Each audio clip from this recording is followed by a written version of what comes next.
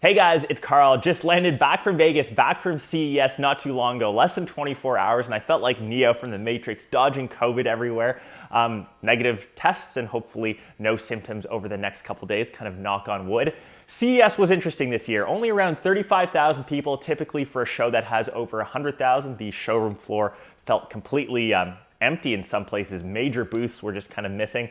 But yeah, managed to survive, managed to keep it pretty safe. I had a mask on the entire time.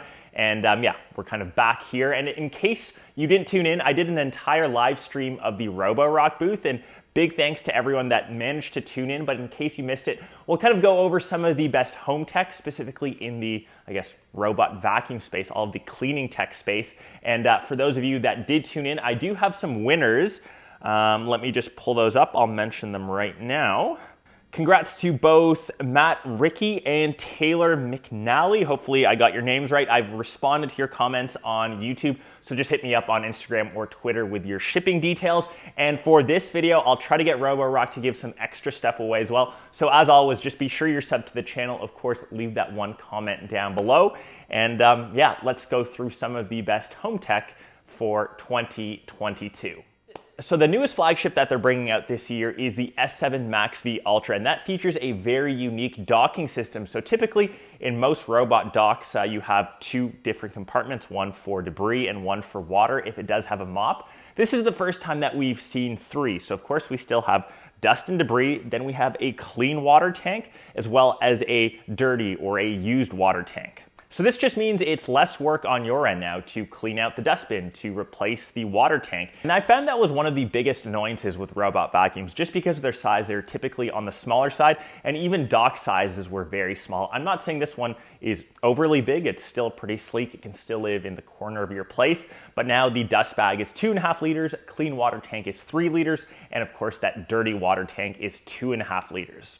And with this new cleaning station, the flagship can get up to 3,200 square feet, just around 300 square meters per clean before it has to go back to the dock. That's a really large area.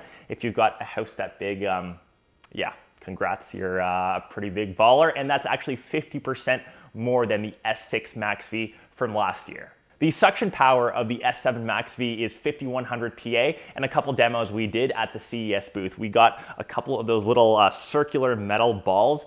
Typically, no robot vacuum can pick those up, and yeah, that was able to kind of easily and handily pick those up, and that includes all of the other stuff underneath that. So anything that you're dropping from your kitchen, of course your dog hair, food, the robot vacuum sucks up.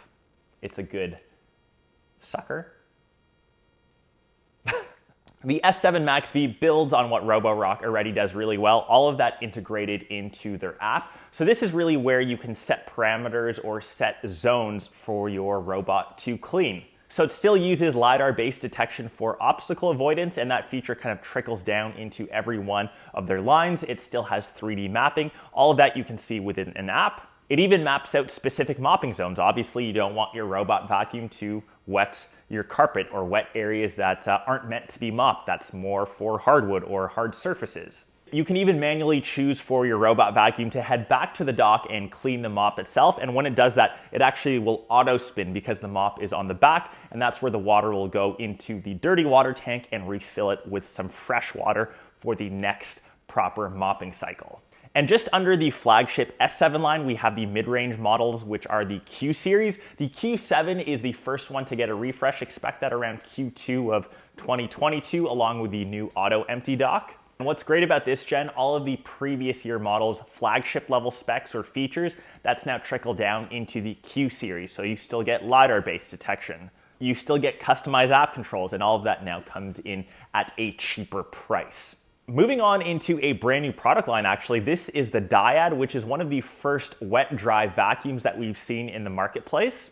This was kind of built in mind with some of the biggest pain points in the wet mop space. So in the kitchen, I drop coffee, I drop orange juice all the time. You don't want to wait for your robot vacuum to pick that up later on in the day. You don't want to let that liquid sit on your hardwood floor. And this is actually the first vacuum with a dual motor roller that controls 3 separate rollers. And this goes full edge to edge, so you can get right into every crevice. And this one, we had a ton of fun in all the demos. I think this is actually what got the largest crowd. We were putting down, yeah, like I said, a lot of coffee, a lot of OJ into the floor with one swipe over or one pass through without putting any extra weight on the Dyad. I was able to suck up all of the liquid that was on the floor. And the two motors here work separately to power the 3 different rollers, 1 in the front, 2 in the back. And this enables a cleaning system to rotate in opposite directions. So this is what allows the Dyad to effectively lift the debris or liquid with the first roller going in the one direction and the other 2 spinning in the opposite direction, gives it that clean sweep in kind of one pass through or one sweep. And lastly, of course, we still have the S7/S7 Plus, which I kind of took a look at the end of last year. And I think those models are still a great entryway or a great starting point into the smart vacuum space. They still give you the majority of the great features that Roborock is known for. And of course, those come in at the cheapest or best budget conscious price point. And lastly, onto my favorite vacuum, which is the one I still use here at home every single day. That's this little guy here. And I get that robot vacuums can kind of manage the floor, but there are areas like the couch, like the bed, in little weird crevices that the robot vacuums can't go. The H7 is literally perfect. This is the one that has the quick release or easy attachment. So right now I've got the long stem on it with the classic head to clean out the floor. You can swap that out to smaller heads, to ones that are better for cleaning out your car, for example. And the great thing about all these accessories, so you just don't lose them, they are magnetic, so they snap on to the charging base. This has 480 watts of power. You get around 90 minutes per charge, and you can get a full charge in around 2.5 hours. And another thing that I do kind of love, it has this little LED display on the front. Here you can see things like suction power, battery life. We've got around 84%.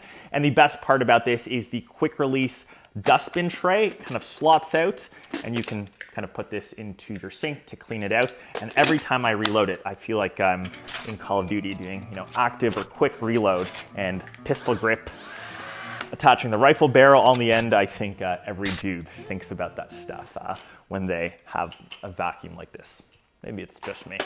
Anyways, that is kind of some of the best home cleaning tech coming out in 2022. Like I mentioned, I will try to egg Roborock on to give some more stuff away, so just remember to leave some comments down below what you would use these vacuums to clean. Is it your pet hair?